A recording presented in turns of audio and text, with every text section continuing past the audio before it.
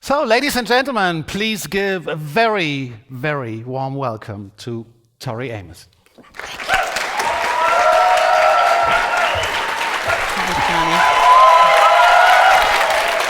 They're yours. Hi.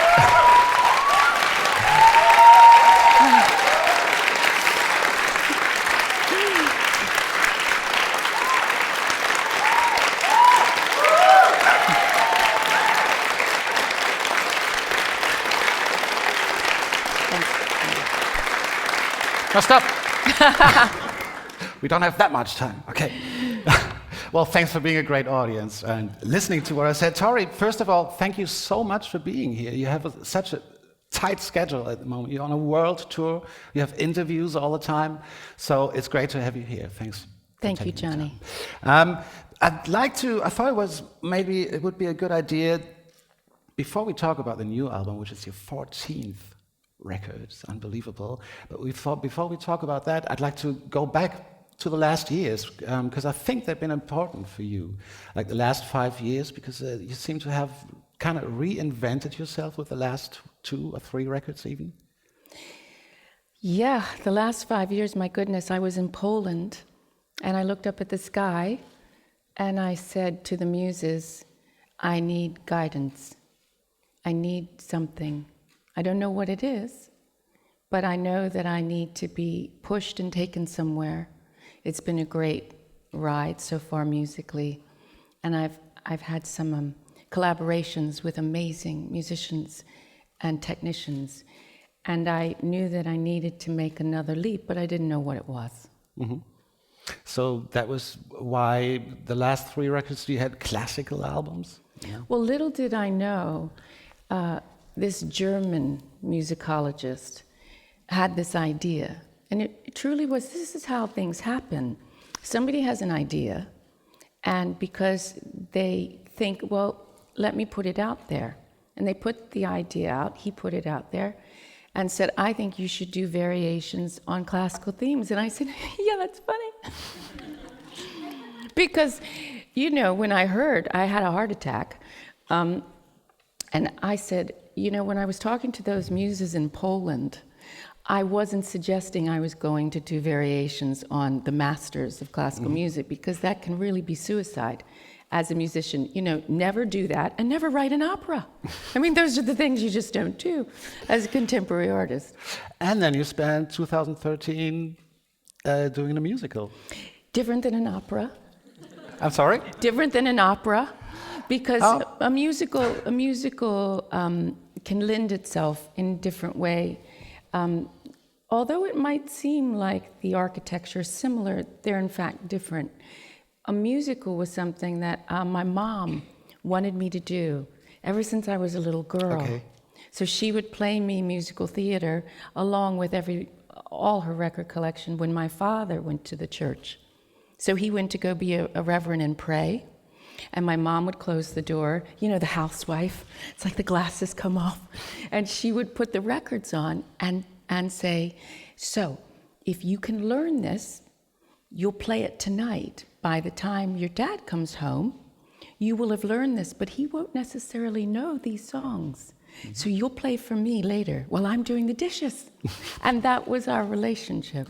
So was that part of your mom wanting you to do a musical? Was that part of why you did it? Part of why I did it was because my mom and my daughter both love musical theater so much. And I was watching them connect through it.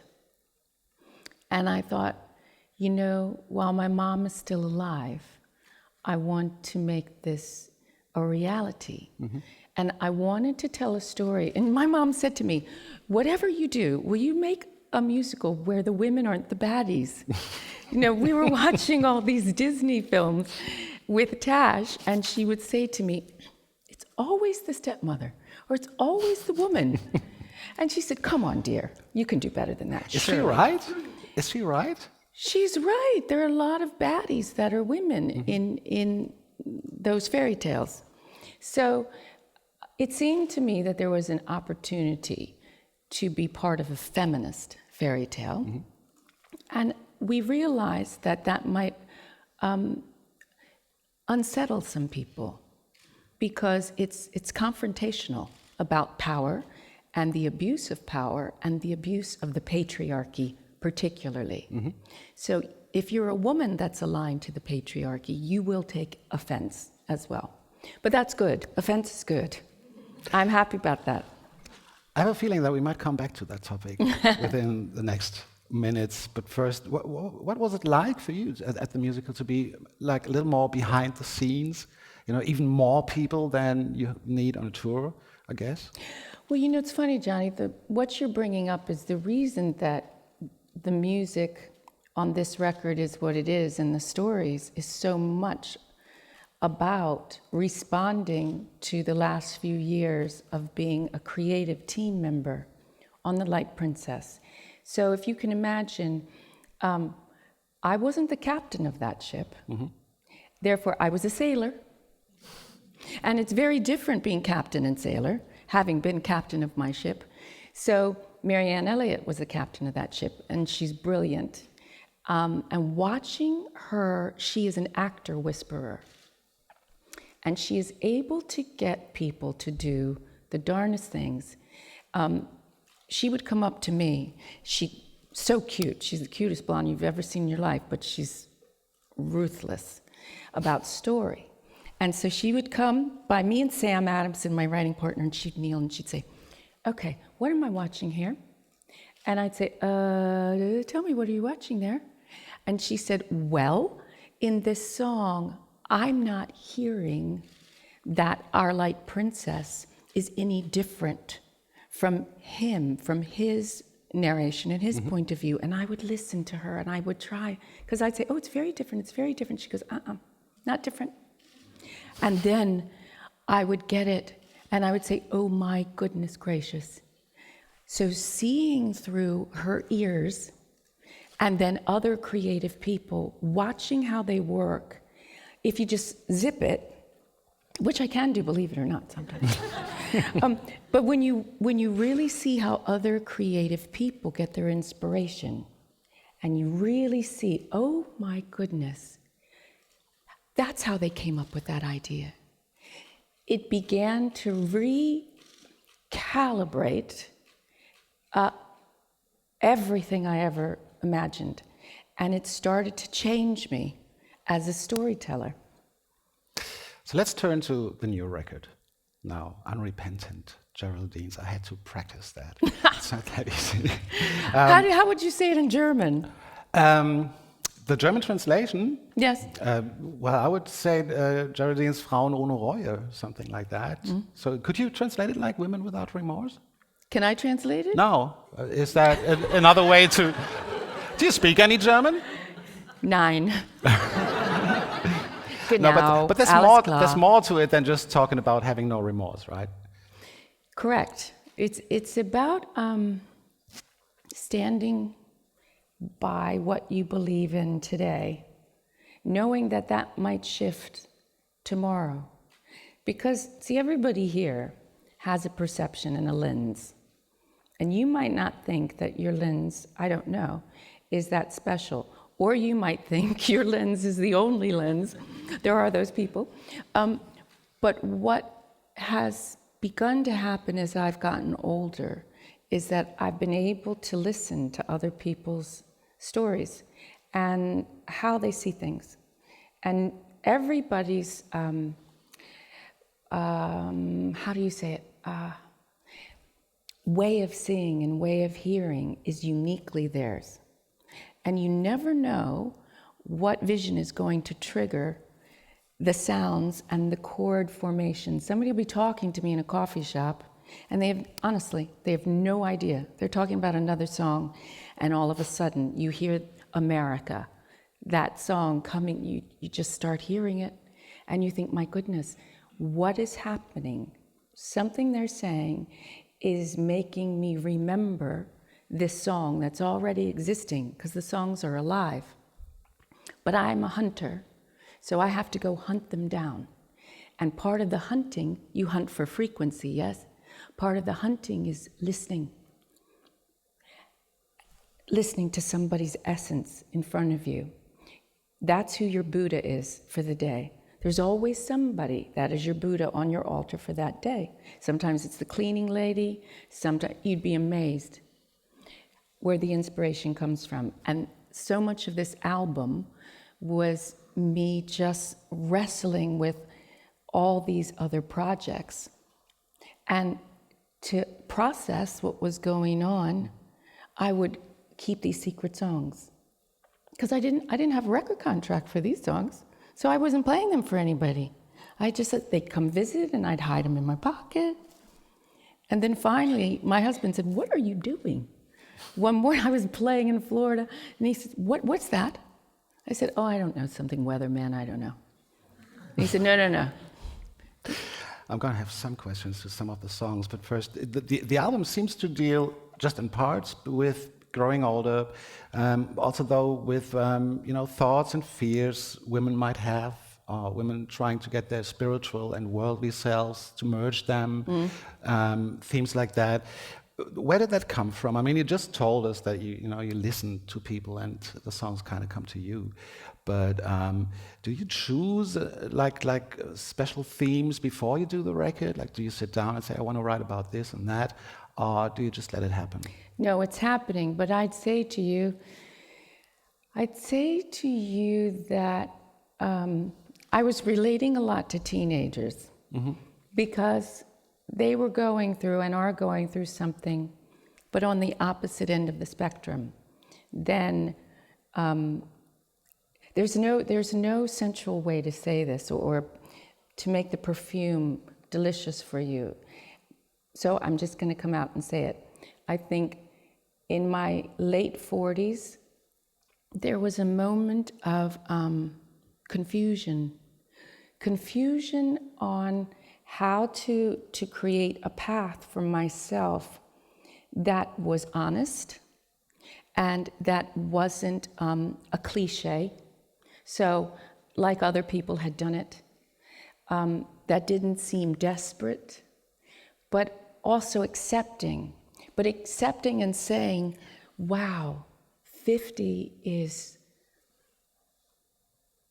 amazing. I wasn't there at 49. I wasn't there, I was far away from that. And so these songs were the only way, along with encouragement, particularly from my teenage daughter, but I began to see that teenage girls in that struggle to become women was a mirror image of women in their mid to late 40s trying to understand what kind of woman they wanted to be as their hormones were changing. So you've got this teenage gal and this 40-something gal, and talk about those hormones happening in a room, oh my God. And I began to think, wow, we're at a similar stage, but at polar opposites. And so I thought, that's my teacher, and I need to listen and learn. There's a line in one of the songs saying, "There are those who say I'm now too old to play." Did that for that time bother you at all, or was that your own demons you had to fight? Well, they are my own demons, but if you're really looking at the industry and how many contracts are getting signed for the songwriters, it's a little different for the entertainers because, you see, they employ the young DJs. And so the writers, they bring the writers in from the clubs or whatever it is, male and female, and they're able, don't you see, to be valid for now because they're talking about something that's connecting, don't you see, because they're aligning an icon, right, with a poet of now. I'm talking about being able to write something that resonates now. And those contracts are not being given by the majors to women 50 and up as much as they're being given to men 50 and up. I'm telling you, it's a fact, it's not an opinion. And the head of Universal will tell you that's absolutely true. And do you know what he'll say to me? He said, "T, supply and demand." And I'll say, wow, that's a comment, isn't it? It's very different from the film industry because those roles are designed and created, don't you see? So if you think about, well, Helen Mirren of the rock world, but people don't come for you to play a 50-something role when you're playing. You are a bard. You must talk about everything.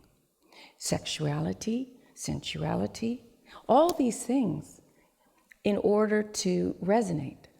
And so we're talking pop rock. We're not talking about the country world. It's a very, very different animal.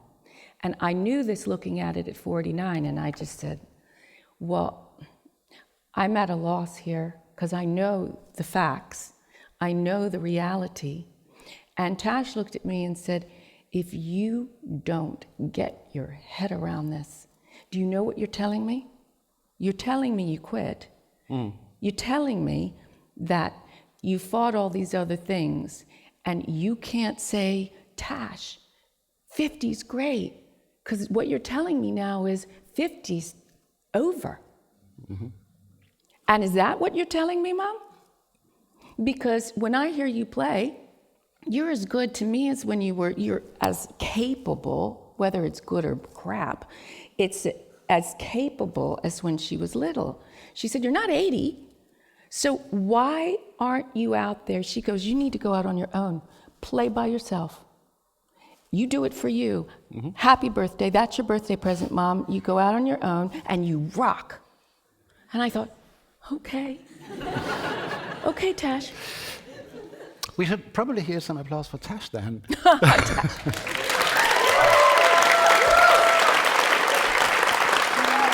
And you're also there's a song with her together on the record, which is correct me if I'm wrong, but it's a beautiful love song. It's a very intimate dialogue in a way. Was that hard for you to do, or for her? Was that weird in a way, or did it come across naturally? Well, we jam together. That's just something we do, and I think she's used to that. Her dad and I kind of do that. But what we were talking about, she said, you know, this is the thing, Mom. Grown-ups are so good at saying, I told you that was going to happen. She said, you guys are masters at that. And sometimes that's not what we need to hear. So we have to be able to make our decisions and maybe our mistakes. And I'll say, yeah, but what's the detriment? What's the detriment? And she'll say, what do you mean? I said, well, you know, things happen to teenagers all the time because there wasn't communication. And we have to be able to communicate. And she said, but it works the same way, doesn't it, Mom? And I said, oh, fair enough. Then it needs to work the same way. We need to be able to have this dialogue. She said, you know, I only live at home part-time now, so we should be able to have these discussions. And promise became about things that we would and wouldn't do to each other. Now, we'll see if this holds up when she's 17. I don't know. But it was really about, you know, not judging who the lover is. And we started having these discussions. I said, I don't know if I can do that. She goes, I already know Dad has a gun. He doesn't. But I already know how he feels about me bringing home a guy. And I said, all joking aside, we have to be able to be open about that and for you to be able to talk about it. And so these were some of the conversations we were having. And they're going to get more interesting because between the age of 13 and 20, there's a lot of stuff happening in our lives. I need to change the topic completely now because there's one thing I need to ask you because I want to be able to understand it in Giant's Rolling Pin. You mentioned the NSA, you mentioned the FBI, and you mentioned cake. Cake, pie. Pie. So different.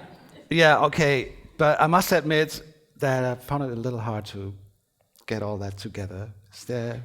Yeah, truth-telling pies. That's the key. Okay. Truth-telling pies. Now I get it. So if you have a bite of this pie, then you can see the truth for a moment of time and their agenda, because that's very important in this conversation. Mine too. I always have an agenda. But I mean, don't we all? We all do. And so it seemed to me this was a serious discussion about spying and technology. And is there a world whereby you as a writer, for example, are writing things that might be stirring it up? And would there be a force, an authority that wouldn't want you putting it out there? And what type of pressure could they put you under? The tax man gets mentioned as well.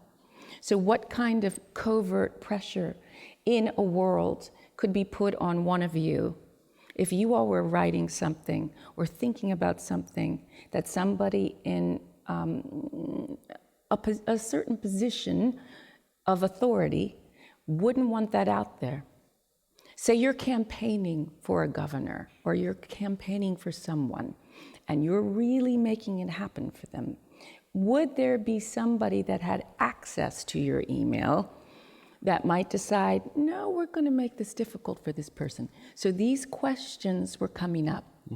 And in the States, there was a real divided argument about this.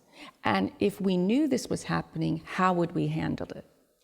What would we do? How would we respond to it? So these were all questions coming into Giant's Rolling Pin. Thank you. And don't pretend you all got it the first time. I'm not afraid to ask. How much do you think that technology, like the internet, for example, changed your work as an artist? I mean, you collect selfies on your webpage now from fans all over the world.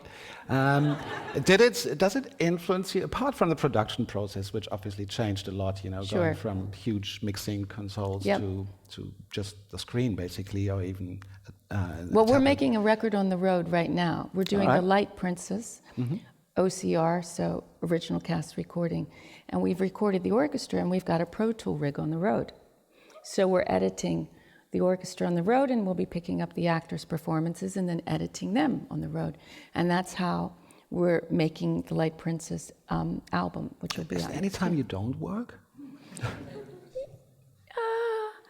I don't know. I don't know if I think music, I don't see music as work. I see it as a magic carpet ride. And sometimes composing can be a real lonely place to be because you have to pull the skin off. And there were times during this record where Mark would say to me, you got to take yourself off. You've got to get to those demons, and you need to go away to do that because you're a mom. And the way that we've tried to make things work is that the musician sometimes has to go off and figure it out without dragging everybody through it.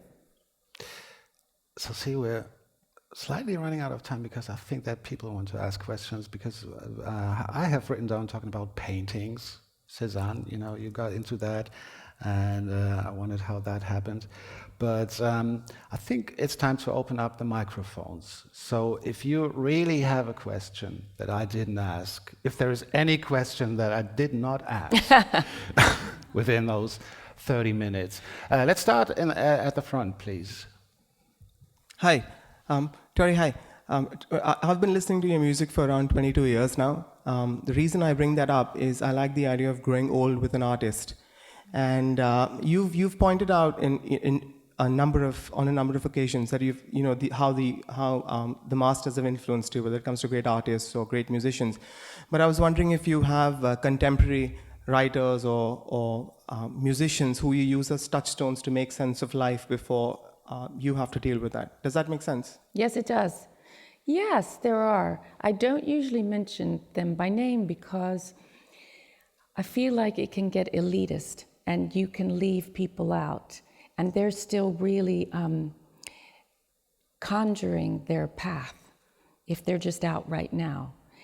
So yes, I listen to all kinds of things and read all kinds of things because that's part of the process.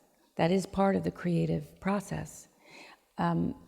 And Tash is exposing me to all kinds of things that I would never be exposed to Those YouTubers, for example, my goodness, there'd be so much that I wouldn't know about because the kids seem to be very, very fluent in that world. They seem to know what's happening on both sides of the Atlantic, and they can find it really quick. And that's really exciting for me because I get exposed to so much that I wouldn't. So yes, I'm influenced greatly by contemporary artists as well. And it was a great question. Thank you. Who's next? Don't be afraid if you want to ask questions in German. I try to translate. Well, then we do a switch of the sides, okay? Could you come over here or somebody? Oh, it's you. I'm sorry. So in the front row. So it's not the same questions, right? You have different questions. Okay. Hi, Tori. Thanks so much for coming to Berlin. I have a question concerning your songwriting process, because there are some songs such as Apollo's Rock and Martha's Foolish Ginger who've taken almost 10 years to write. You started writing those in 1995, I think. And could you perhaps tell us about why some songs take so much longer than other songs, and are there any songs on Unrepentant Geraldines that have had a similar process? Oysters has taken several years to write. And I think that's because, as the song says, I'm working my way back. I'm working my way back to me again. So in order to do that, I had to really live that experience. And the song kept turning on itself and shifting until I could find the pearl of the song itself. I went to Ireland, I went around the world, and it really had different variations. And it did have to evolve and literally turn on itself in order to become what it became. So we switch sides again. Yes. Hi, we all know you live part-time in Cornwall and also in the States, I think in Florida. And I'd like to know, do you feel more than an American artist and woman or more as a British one? That's interesting. I'd say to you,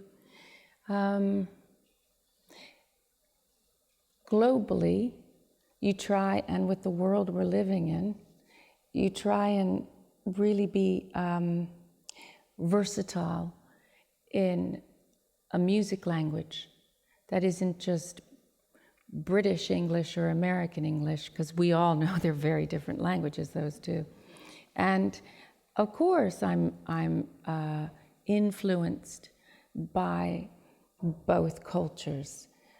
The Native American spirituality is something that I take with me wherever I go.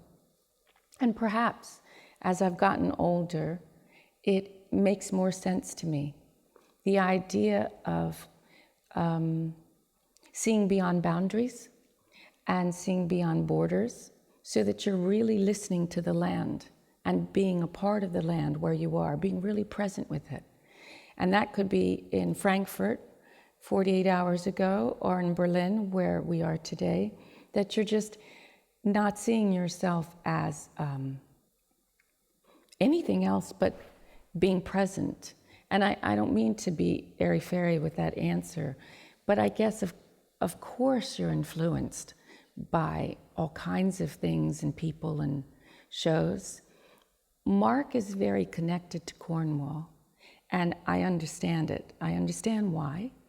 It's beautiful. It's not really my entry point when it comes to gathering the songs. It's a great place to record. He's made an amazing studio so that you're surrounded by nature, but when you walk in, it's very Star Trek. And so you have this crazy balance, and there are not a lot of distractions. But for me, I find that the song lines, that idea of song lines, I sometimes have to go into the wilds. The Southwest is a strong place for me in the States. And a lot of songs come when I'm just on pilgrimage. I think we had 3 questions from men. Now we should have questions from women. There she is. Just over there. Oh, you were. Oh, it doesn't matter. I'll take a few. Hi, Tori. What do you like the most about yourself? Oh. You answer the question first. What That's do really you good. like most about yourself? Gosh. See how hard it is? Yeah, I know. I do. Yeah, it is hard.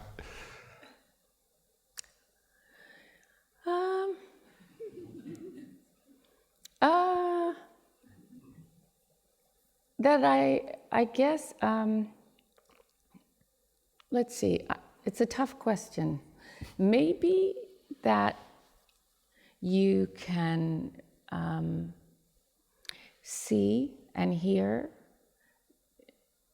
beauty in all kinds of experiences.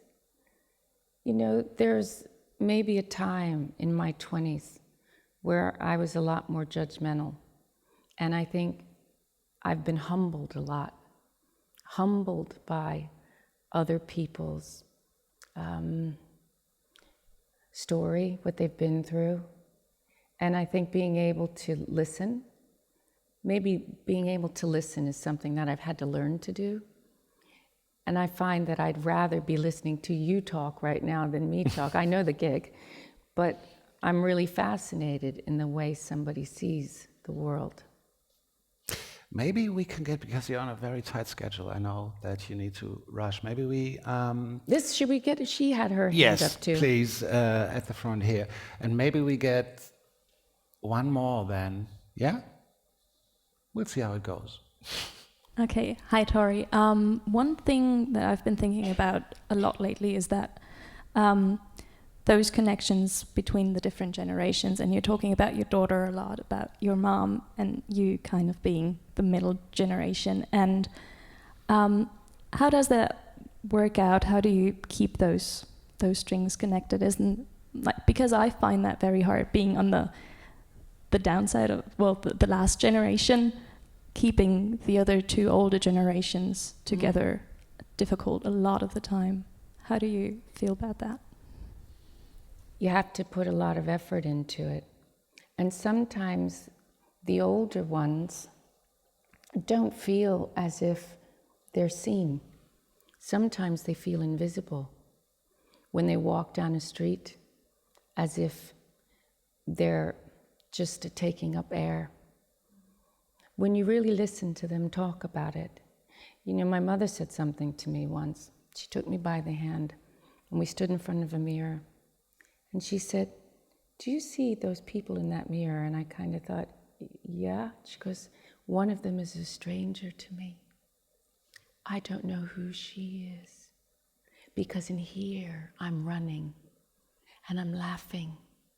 And I don't know who that is. She's a stranger to me. Because here is different from here." And I looked at her and I said, "But you're so beautiful." And she goes, "You're very kind, dear. But don't you understand? I don't recognize that person." So it's important that we understand, because we're all going to get there if we live long enough. But there is a compassion that's begun to happen that perhaps I didn't have, because I didn't have to have it. I didn't understand it. I didn't get it. Just didn't feel it, didn't get it. But once you begin to open to it, you start to think, these are our wise people, but we're not going to them. The Native Americans would talk about going to the elders and listening, and that you didn't get to be considered a wise woman before you were 50. And I'm a baby in that category then, right? And yet these beings sometimes aren't seen. And it's that consciousness that we need to begin to open to. Not all of them have done their work. Some of them have shut down and become saddened and bitter because they were invisible for so long that they now live an invisible life. That's why the song Invisible Boy was very important, because a lot of men I was talking with felt as if they had a romantic self and a self that was maybe going to get criticized if they talked about their emotions. They don't just hang out like we do. It's not culturally the same, where they can all talk about their emotions. If you're in a pub, as my husband says, yeah, you go down to the pub and start talking about your emotions. Right?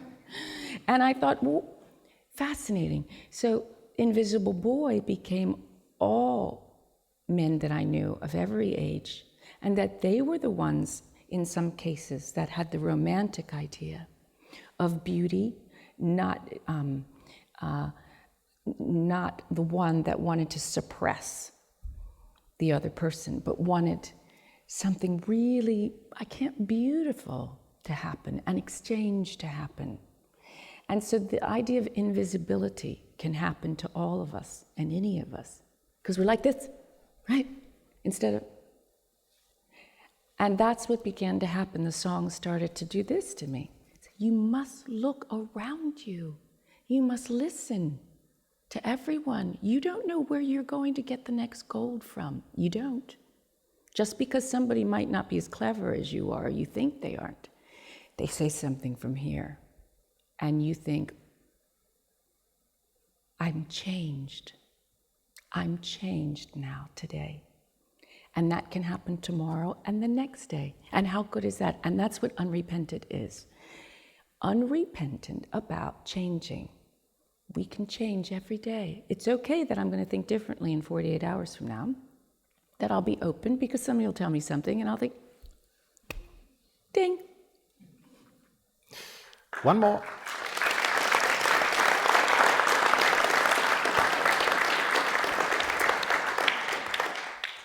One more. I said ladies now. It's 3 boys, 3 girls. Just in the middle, just the 3rd row in the middle. Can you get there? With ATN and Twinkle, and now especially Selkie, and I think you have a Scottish heritage in your family, is that right? Yes, that's right. And we've heard a lot of the Southwestern and the Indian background and religious background. Your heritage, is it something that comes up from time to time, especially the Scottish side? Because I'm very interested in Scotland, that's why I'm asking. Or is it something that pops up from time to time? It pops up. I think that as a songwriter, you're not always aware what is in your DNA and where the stories come from. But if we think about it as that we're all able to connect to mythology, it's in all of us. All the myths and all the stories are in all of us, each one of us. No one has the copyright on that, and no one has more of it than someone else. It's what we choose. If we go back far enough, we all go back in, what is it, in evolution, we go back and think about all that. Genetically, think of the stories we can access. We have the conqueror, we have the victim, we have all of them in here. And somehow we make this wonderful with the ingredients, right? With these ingredients, we can tell any story we want. And it's endless, isn't it? But see, we don't have to be this vision of who we are today the same, because I think, well, wait a minute, that story that came from ancient Norse, oh, I feel very much like Loki today. And you begin to find the Loki in yourself, and it doesn't have to be the pejorative, how the stories get told, you see. Sometimes you have to find the truth in the story, because they've all been, made and remade. So you have to find it in yourself. What does the trickster mean to you? It doesn't have to be malevolent or benevolent. It's just a force. It's an energy. And then you create with that force. And because it's you, it'll be different from the girls in the front row or these people. They'll do something different with trickster, with coyote. But Native American would call it coyote, the Norse call Loki.